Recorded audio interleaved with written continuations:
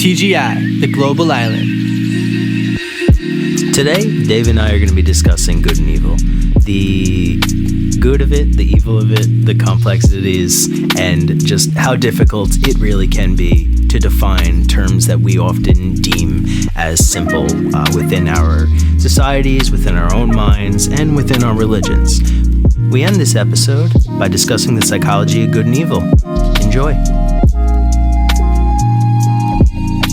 I think it's important to start off by just defining our terms, like last episode. So you go first, Matt. Putting you in the hot seat. All right. What is your definition of good and evil? I'm going to confuse you with this definition. Beautiful. That's what we're here for. It's usually what I do. So good and evil is something that would be difficult to define. It is dogmatic as it is, and that doesn't always describe the whole picture. But the way that we perceive good and evil, I guess in the classical, sort of Western religious sense, really gives us the idea that there are good forces and that there are evil forces. And I feel that we often in everyday life simplify this because life is complicated and it's easier to simplify, and understanding good and evil, going deeper into it, would be a better way to really understand it, because what a standard person may see as good, I necessarily do not see as good, and whereas someone else may see it as evil, again, it could be contrary depending on the person. Now, so there are degrees. There's to how people can define good and evil? In everyday life, yes, I believe so. Outside of those people that truly believe, that are true Christians or true Muslims or true Zoroastrians, where like the good heaven and the evil are very hell, clearly defined. Yeah, and very Two clearly separate defined. Buckets. I don't ascribe to that. I feel it's more in the spectrum? gray, sort of in the spectrum, but more a gray area. So using the gray. Okay. Try to define what are we maximizing, what are we adding to or subtracting in good, and what's going on in bad. Is there a way that you can simplify your definition? No.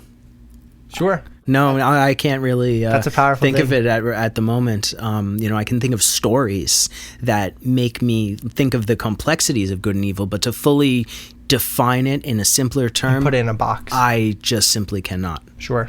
All right, so why don't I put it in a box? All right, you go for it. Let's hear your definition. You're usually more structured than I am. The most boring premise A, premise B definition. No, we need that. We need that. Yeah, hey, this is why we have scientists, right?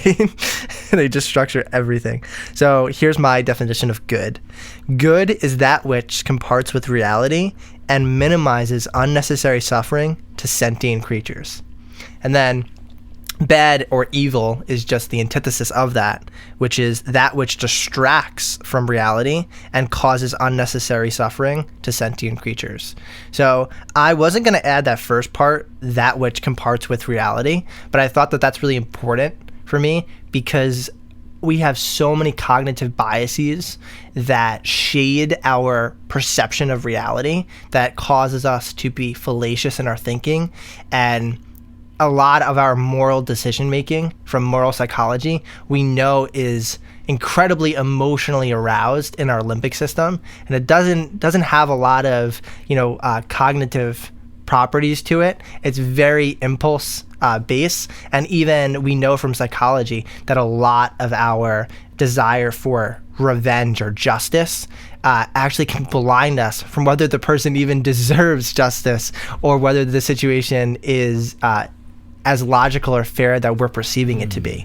So I really want to ground it in fact and reality, as in my worldview episode with epistemology, and also the thing that we're trying to maximize is the mitigation of unnecessary suffering. So there's my boring philosophical definition, Matt. Well, so I guess we're gonna to kind of question that, because you go about this idea of unnecessary suffering and to sort of end it. Now, I think we both, on some levels, agree with that, but on another level, coming from like my own lived experience and from more Eastern traditions like Buddhism, this idea of education through suffering, that this almost like typhoid Mary syndrome, that if somebody, you take the suffering away from that person, are you actually helping them? And then are you actually doing good? Yeah. Or are you unknowingly doing bad, just as Typhoid Mary did? She was doing her job and she was unknowingly infecting people.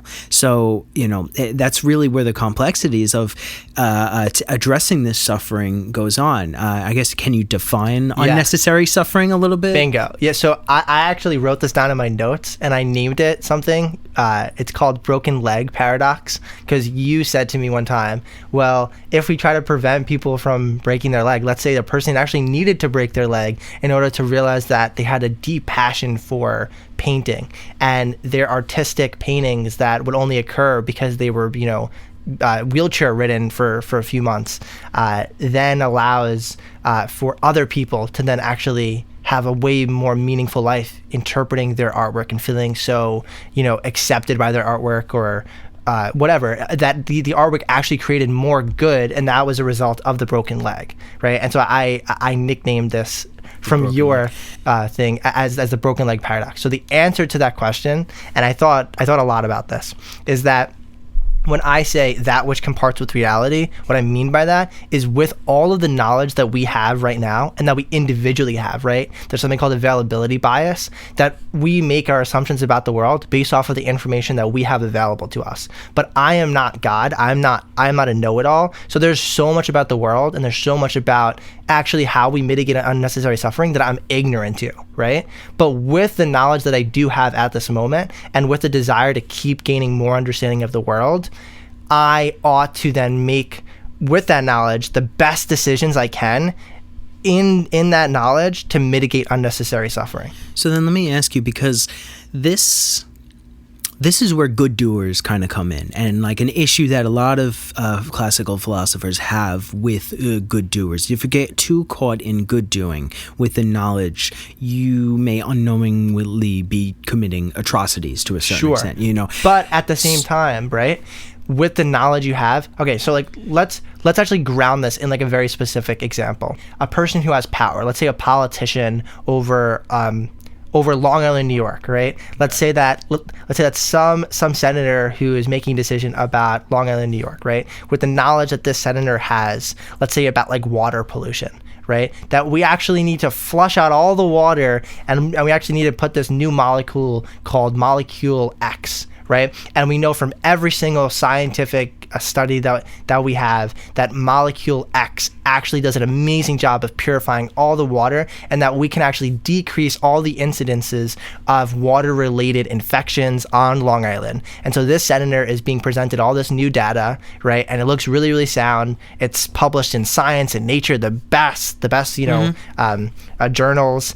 And if you're the senator, with the information that you have provided to you, the most ethical decision is for you to actually use this molecule X and decrease the incidence of water-related illnesses, right? Because if you choose not to do that, then you are then indirectly doing business as usual, and you know that people are going to die or people are going to get, suffering, right? However, there is always a possibility that this molecule X could have some, secondary effects that actually cause more suffering, right? But it's your responsibility to say, what are those negative possibilities, and do they outweigh the benefit that we know to be true with the data we have available to us? So I see the argument that you're making there with a politician. I think perhaps a politician may have not been the best option. Sure, because there's there's many other things incentives that make a politician. There's this molecule X is looking amazing, and my stocks are going up. Yeah, I'm gonna I guess try to address. I thought, like the political science background in me is like screaming. Okay, so you ready? All right. Let's say you work for the EPA. And let's say you're an amazingly moral, good human being. For the bureaucracy, a moral, good human being. What are you talking about?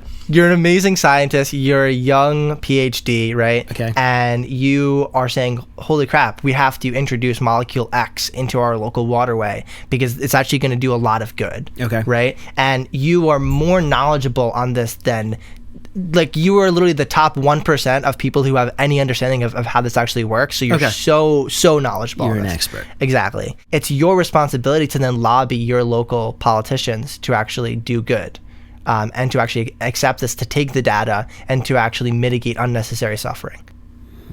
Okay. With the knowledge you have, right? Okay. So I agree with you that in the world, it's not always perfect. There's always going to be decisions that we make out of a place of good-hearted intent that will have secondary negative effects. Well, I say let's kind of turn this But to not make those decisions to do good, then we are also doing bad by not choosing. Where that. inaction becomes Inaction is actually evil to a certain extent. Yes. So like if we look at like the Holocaust, for example, you can say like I was taught in school the good people did nothing, which to an extent is it's hard to believe when when you really see what occurred, but we're not fully discussing that.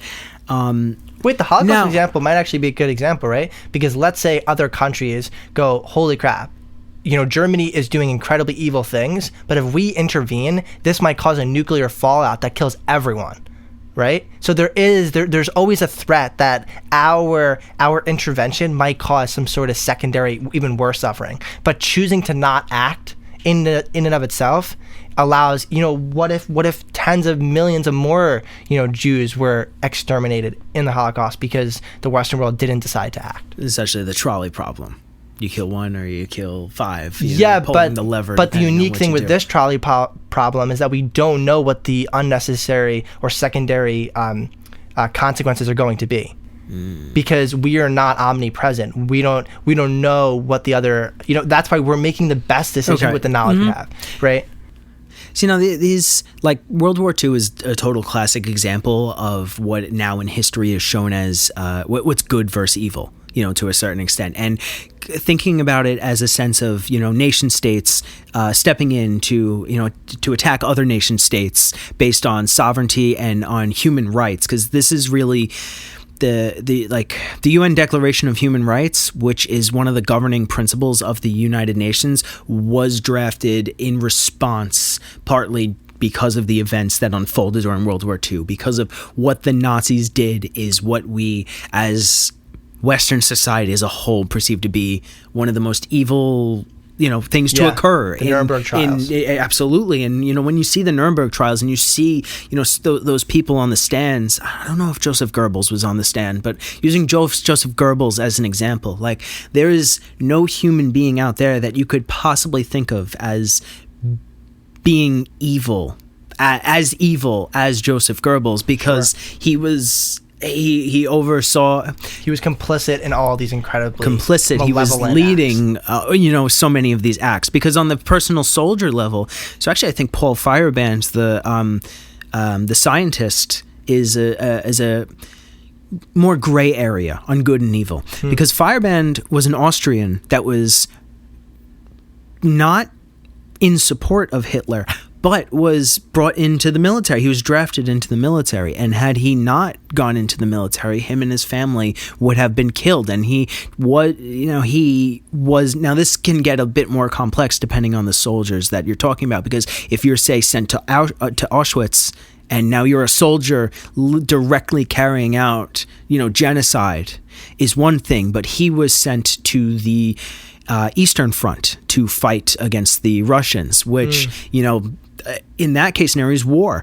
Now, is Feyerabend a good person for doing this because he was protecting, his family, himself, and his own life being, or is he an evil person because he didn't stand up against the Nazis, he didn't decline, and he did go away to fight? So this is definitely a more gray area. And I think Jordan Peterson, I love when he brings this up and asks like a classroom of people, like, how many of you would stand up against the Nazis? And people raise their hands. Everybody. And they think they would. Yeah. They really think they would. But you know what?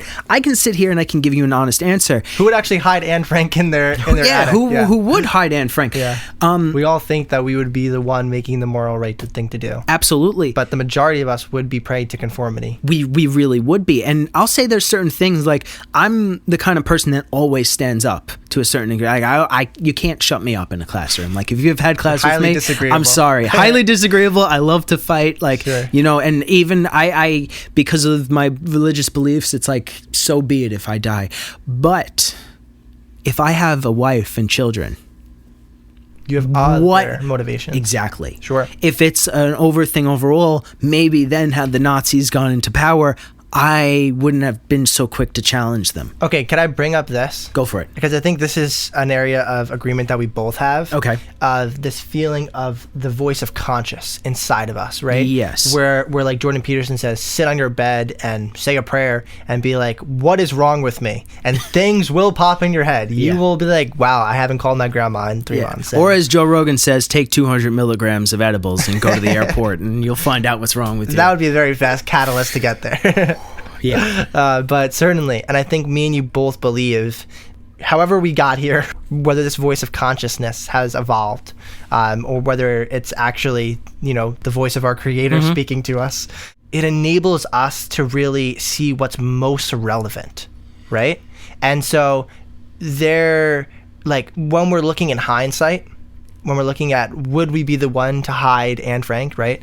We're very quick to be like, yeah, we're going to be good moral people because in this situation, I want to conform. I want other people to think that I'm a good moral person. So But in the real gray of life, as you put it, right? Fireban is in this very interesting situation where, with the knowledge that he has, and he's trying to build his life, he's trying to build, the protection of his family. There's so many other sufferings that he has to weigh in this cost-benefit analysis. And he's listening to the voice of conscience inside of him that's worried about his family, that's also worried about his country, but he's trying to say, with the resources I have available, what actually good can I do? And for some people, the good is actually just to defend your family. So now, let me ask you this, kind of going on that voice of reason, the consciousness voice, what the Quakers call the still small voice within, whether that is God or, whether that is sort of I wouldn't define it as the Tao, but like the it's idea like the of the Tao. voice. The sacred voice. Now, you've sent me the charts on the levels of awareness, kind of bringing this into that now. Emotions, do you feel that you have this voice and emotions, the sort of the reality of our like reactive human nature, do they get in the way of this? To put it in like a very boring neuroscience, does the limbic system have all the power over our higher cortical? If that's the way you want to describe it. Yeah. I mean, there's a lot of psychologists who literally say that our limbic system is it's like 10 times faster of processing speed than our higher cortical, more rational ways of thinking. Okay. And a lot of our higher rational ways of thinking are actually kind of hijacked to be used to get all the things that the limbic system wants, right? So looking to procreate and find an attractive and good long-term mate, right? All of my rational parts of my brain are really being hijacked by the limbic system to persuade other people towards that end goal, or to get me food, or to all the basic drives, right? But I think that this voice of conscious, I feel like it's more oriented in these higher rational ways of thinking, and that it's almost like the opposite is occurring. It's where it's actually putting a brake on the limbic system and saying, yeah, there's short-term gratification that you want to stay in that hamster on the wheel, but hold up now, there's something more important going on. Okay. You need to get off the wheel for a second, and you need to look whether you should even be on this wheel. And I think that's the voice of conscious to me, where it puts things into proper orientation, or what my guy Jonathan Viveki says is relevance realization. There's a billion things that we could be attending to right now. There's a billion, memories and thoughts in my long-term memory that I can, bring up, but my frontal lobe is actually inhibiting all of that stimuli, and my higher cortical processes are actually orienting things in our conversation based off of what's most relevant and what's most precise to talk about. And I think that's what the conscious voice does. kind of building on what you brought in with John Vervaeke's idea in Buddhism, like when you first learn to meditate, like the ones that I centered, the Buddhist centers that I've gone to have been more the Zen or Theravadan. And speaking with the monks there, I get this idea of like, while I'm meditating, I'm like, there's so much better I could be doing at the moment. And the monks have told me like, there's not, because you're doing this. to a certain extent. And it's when kind of acceptance versus kind of trying to maximize potential. Like you're literally like I've decided to come here to give thanks to the Buddha. It's almost like ambition's not necessarily a good thing, and not that you shouldn't. So this is going to get complicated, I guess, if I go into ambition. But what it is really stilling your mind to not react to what is at hand, but to work with what is at hand. Are you kind of following what I'm saying? Sure. In the situation of Fireban, Mm-hmm. right? Fireban can say the world is a horrible place. Like I am so screwed. I hate how my fate has put me in the situation of having to to work as a soldier. My life sucks. I just want to escape this. Instead of being in that place of resentment, there's a place of acceptance, and out of that place of acceptance, things can kind of fall into proper place that actually allows you to move forward in the way that you ought to move. So it's an indescribed and sometimes irrational path that you may follow, that you work with, kind of knowing you're in tune with this voice then. And I think the real question is along following that path. Now, can you commit atrocities? Yeah. And still be good to yourself. So Sure. maybe perhaps to society you have done evil, or to outside societies as well, because things are relative to the cultures that they're in. Can you do evil and follow your own good without maximizing oh, it's good for me, like having more money is good for me, like following what that voice. Sure. This is the reason why I think we evolved with this higher cortical, more rational processing power. And this is like Adam Smith talked about, like the invisible hand of the market, that if you actually leave people to their own selfish ambition, that everyone actually ends up doing better.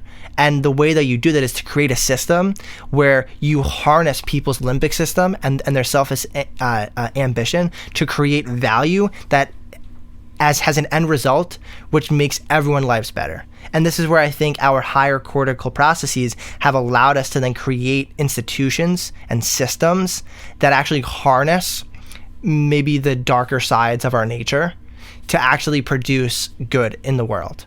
So like, for example, we have systems of government that have separations of power. We have the United Nations, for all its flaws. At least we have some sort of collective body. We have, international legal courts that can set guidelines for what our actual values are. And these are not things that are produced by one single human being, right? These are things of our collective consciousness. But so then do you think that the collective consciousness can turn evil to a certain extent? Because, so I'm going to take this for example, and not to kind of create class warfare sort of perspective, but like I work with a lot of very, very, very wealthy individuals, and I see they're not exactly what you would describe as good.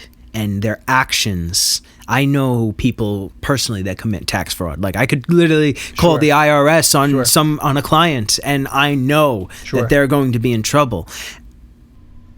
So you ready? So this comes back to just human nature, right? I think it's important to define what do we know about human nature, right? And then measuring what we know about human nature, how are we doing, right? Yeah. And so like you were bringing up how different classes or different groups of people, in groups and out groups, we in different groups can have different moral ways of behaving, but ultimately they can be reduced to different natural motivations, right? Like rational self-interest, that it's in the self-interest of the person committing tax fraud, thinking that they have the possibility to get away with it. But in the long run, they are actually increasing the probability of a catastrophe occurring and them, being in more financial damage. Okay, so now looking at, there's this consulting firm, McKinsey. They're one of the largest, I think they are the largest consulting firm in the world. Now, in their self-interest. So like going back to Adam Smith's ideas, everybody essentially wants to better themselves. Sure. And from that standpoint, I mean, we could kind of go in down, because Adam Smith wasn't as simple economic of a person as people believe him to be. He was very philosophical, and, you know, now applying to the stage of capitalism, you know, that we're in, like, things are very complex. But so McKinsey is essentially they need to get more contracts, they need to get more money, right? So it's in their self-interest or their own company's good for their employees' survival to take on more contracts. Now I believe McKinsey is actually consulting with the Chinese government on World War III scenarios. McKinsey is a US-based corporation. Sure. Now, is this where we can turn to these people, where we can turn to these sort of... do you see this then as greed and as bad?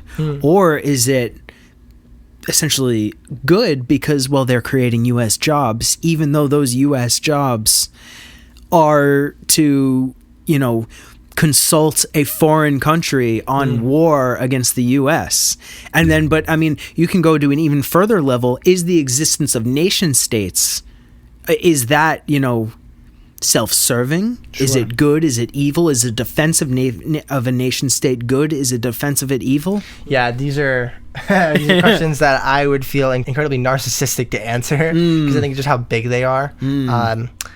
I think about that question, like, do we need nation states? Because this whole problem of like in-group and out-group.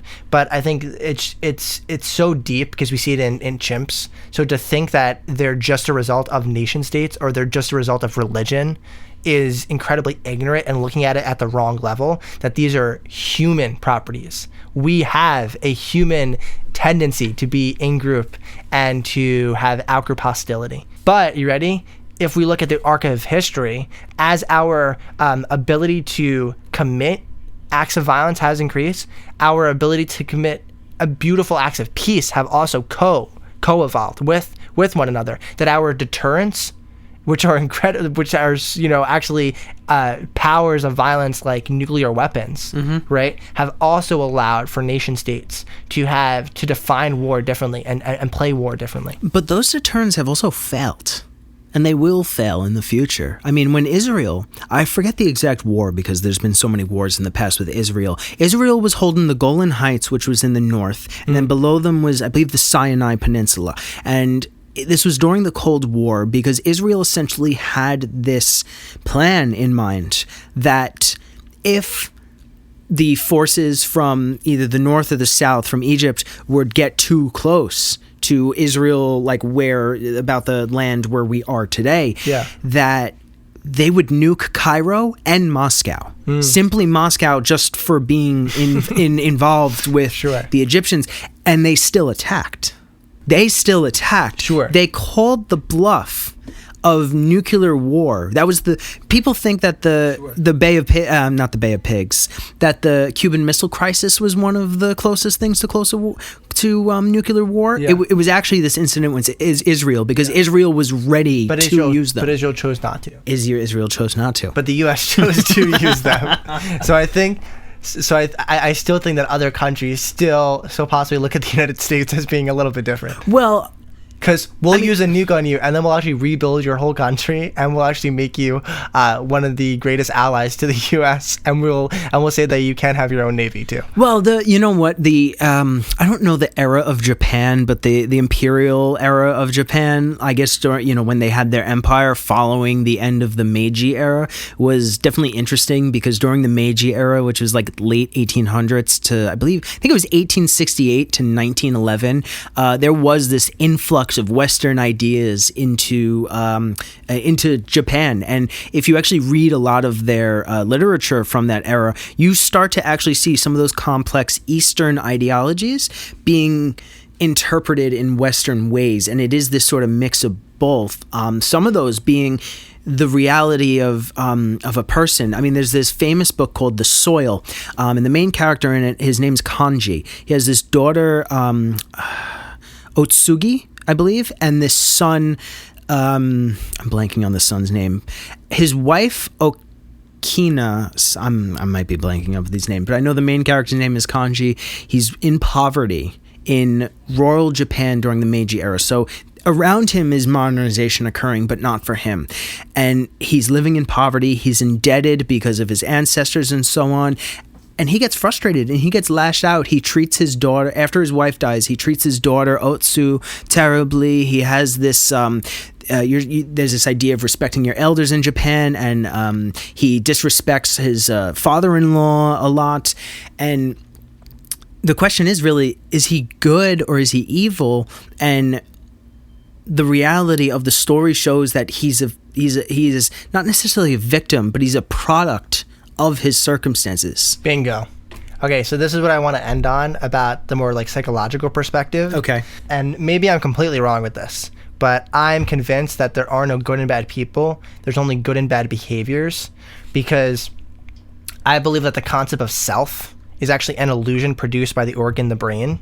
Like fundamentally at the level of like biology, David Cavallino doesn't exist. David Cavallino is produced by the nervous system and by the organ of the brain, and the brain produces behavior, right? And behavior can be defined as being pro-social or antisocial, right? Yeah. And so I think in a lot of ways it actually is more helpful to go down to like the incentives and go down to the gray and look at people's life and being like, one, why is this behavior even being produced, right? What's incentivizing this behavior? And is there better behaviors that can be incentivized to lead to a better result? And I think kind of viewing it as that like input and output way, I think it does serve useful. And I think this is how we need to run governments too, and how governments need to run populations.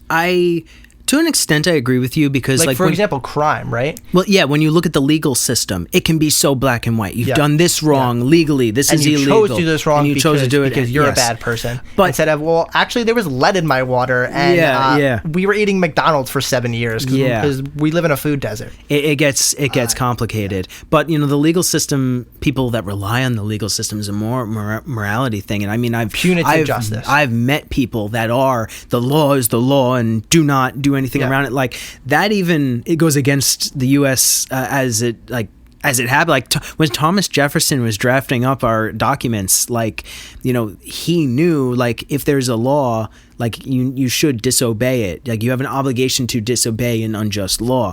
But I feel in certain situations. Yes, in certain situations. You're right, because this can be applied once we get into the legal system. And that's why it's important to not be dogmatic to things, and to always have a clause in whatever document you're writing up. Dogmatism is the death of everything. Yeah. What's the clause? The proper and necessary clause. Yeah, absolutely. Because they didn't know about smartphones. They didn't know about automobiles, right? Yeah. They didn't know about social media. Yeah. But So I think fundamentally what we're saying is David seems to convince himself that he has a clear philosophical definition of good and evil, but actually this shit is so much more gray. There's a lot more conversation to be had. Absolutely. I definitely believe that. And I still am left with having a difficulty defining either of them. And I know I've kind of used examples throughout this, but they're almost cultural examples, accepted cultural, examples. Historical examples that show you actually those definitions you have and you hold so close to your heart, there might be a little bit more to those definitions. Yeah, I mean, like, it's easy to call Hitler evil, but like, let's start discussing, like, say Barack Obama, for example. Somebody, it's going to be very complex, because do I think Barack Obama's evil? No. Do I think he committed stuff that was Mark Zuckerberg, perhaps? Mark Zuckerberg, honestly, anybody in these systems of power.